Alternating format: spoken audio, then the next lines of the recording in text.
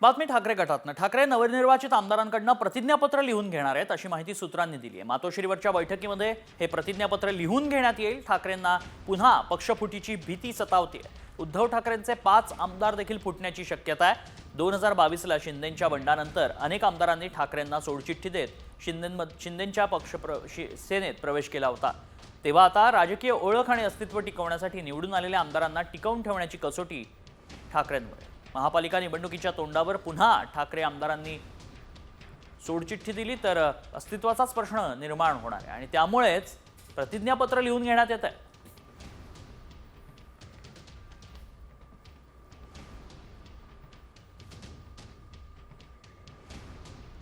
ही प्रतिज्ञापत्र लिहून घेत असल्याची दृश्य एक्सक्लुसिव्ह दृश्य साम टीव्हीच्या हाती लागली आहेत। प्रत्येक विजयी आमदाराकडनं हे प्रतिज्ञापत्र लिहून घेण्यात येत आहे, सह्या करून घेतल्या जात आहेत। त्यामुळे पक्षफुटीची भीती ठाकरेंना सतावते आणि म्हणूनच आमदारांकडनं प्रतिज्ञापत्र लिहून घेण्यात येत आहेत, सह्या त्यावर घेण्यात येत आहेत।